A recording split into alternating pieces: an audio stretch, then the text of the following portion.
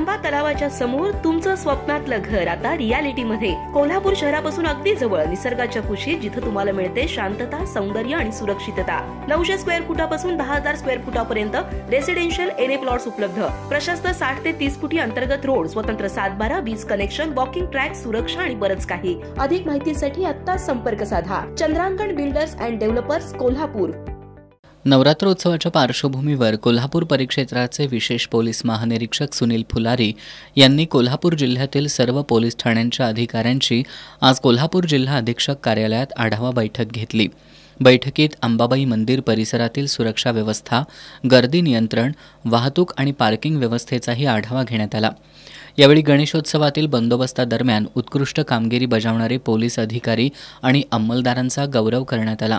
घरफोडीतील 36 तोळ्यांचे दागिने जप्त करण्याची कामगिरी नोंदवल्याबद्दल स्थानिक गुन्हेन्वेषण शाखेचे पोलीस निरीक्षक रवींद्र कळमकर आणि त्यांच्या पथकाचा विशेष सत्कार करण्यात आला। उत्कृष्ट तपास कामाबद्दल हातकणंगले, राधानगरी, लक्ष्मीपुरी पोलीस ठाणे आणि ATS पथकाचाही गौरव करण्यात आला। कोल्हापूर परिक्षेत्रानं महाराष्ट्र स्टेट ड्युटी मीटमध्ये उल्लेखनीय यश मिळवले। कोल्हापूर विभागाला 6 सुवर्ण पदकांसह एकूण 12 पदकं आणि उपविजेतेपद मिळाले। यामध्ये उल्लेखनीय कामगिरी करणाऱ्या अधिकारी, कर्मचारी आणि स्टेला या श्वान पथकाच्या सदस्याचाही गौरव करण्यात आला। पोलीस दलानं यंदा AI आणि स्मार्ट सिस्टीमचा वापर करून गर्दी नियंत्रणासाठी विशेष उपाय योजलेत। CCTV, व्हिडिओग्राफी आणि मोबाईल ॲपद्वारे पार्किंगचं व्यवस्थापन केलं जात आहे।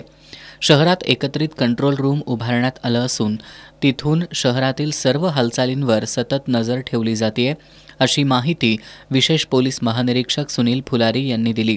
कोल्हापूर महालक्ष्मी अंबाबाई मंदिरामध्ये SP कोल्हापूर आणि त्यांचे सर्व सहकारी, जिल्हाधिकारी, मनपा आणि इतर सर्व स्थानिक शासकीय खाते यांच्या संयोजनातून महालक्ष्मी अंबाबाई मातेच्या उत्सवासाठी पूर्ण तयारी आणि बंदोबस्ताचे नियोजन करण्यात आलेलं आहे।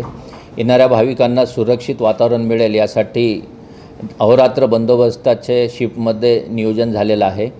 भाविकांना येण्यासाठी आणि त्यांच्या वाहनांच्या पार्किंगसाठी वाहनांचे पार्किंग तळ निर्माण करण्यात आलेले आहेत।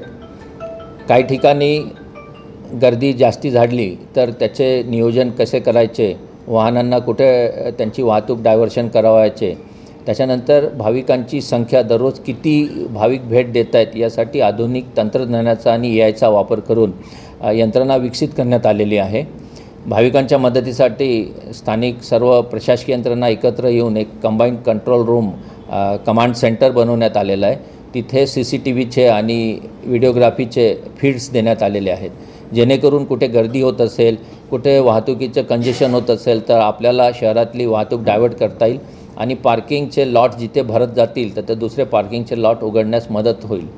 त्यासाठी एक स्थानिक प्रशासनाने ॲपचे डेव्हलप केलेलं आहे। त्या ॲपचा वापर करून सुद्धा नागरिकांना पार्किंगचा लॉट शोधण्यास आणि पुढच्या पार्किंग लॉटमध्ये आपली गाडी पार्क करण्यास मदत होईल। जिल्ह्यात 1600 पेक्षा अधिक दुर्गामाता मंडळं कार्यरत असून दुर्गा दौड, दांडिया, पथसंचलन यासारखे कार्यक्रम मोठ्या प्रमाणात होत आहेत। या कार्यक्रमांवर SRPF, होमगार्ड, RTO आणि अन्य विभागांच्या मदतीनं पोलीस विभाग लक्ष ठेवून असल्याचं त्यांनी सांगितलं। सुरक्षा, शिस्त आणि श्रद्धेचा त्रिवेणी संगम असलेल्या कोल्हापूरच्या नवरात्रोत्सवासाठी पोलीस दल सज्ज आहे। नागरिकांनी सहकार्य करून हा धार्मिक आणि सांस्कृतिक उत्सव शांततेत पार पाडावा, असं आवाहन त्यांनी केलं।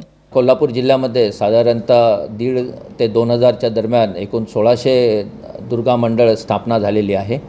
तिथे विविध कार्यक्रम आहेत, दुर्गा दौड आहे, गरबा आणि दांडिया याचे कार्यक्रम आहेत, पथसंचलन आहेत। त्यासाठी पूर्णतः बारकाईने आणि दक्षतेने सर्व पोलीस दल लक्ष ठेवून आहे। SRPF आणि होमगार्डची मदत या बंदोबस्तासाठी मिळालेली आहे। त्याशिवाय आम्ही RTO, अन्न औषध प्रशासन, दारूबंदी उत्पादन शुल्क खाते यांचीसुद्धा मदत घेतलेली आहे। याशिवाय आमच्या कोल्हापूर परिक्षेत्र संघास महाराष्ट्र स्टेट पोलीस ड्युटी मीटमध्ये एकूण 7 सुवर्ण आणि 12 पदकं मिळालेली आहेत। रनर्सअप ट्रॉफी मिळालेली आहे। यामध्ये चांगले कामगिरी करणारे अधिकारी अंमलदारांचा आज आम्ही प्रशंसापत्र देऊन गौरव केलेला आहे। जो सुरू झालेला आहे देवी उत्सव हा चांगल्या प्रकारे पार पाडेल यासाठी सगळ्यांनी आम्हाला सहकार्य करावे। यावेळी जिल्हा पोलीस अधीक्षक योगेश कुमार गुप्ता, अतिरिक्त पोलीस अधीक्षक धीरज कुमार बच्चू, गृह पोलीस उपाधीक्षक तानाजी सावंत, शहर पोलीस उपाधीक्षक प्रिया पाटील यांच्यासह जिल्ह्यातील विविध पोलीस ठाण्यांचे अधिकारी उपस्थित होते.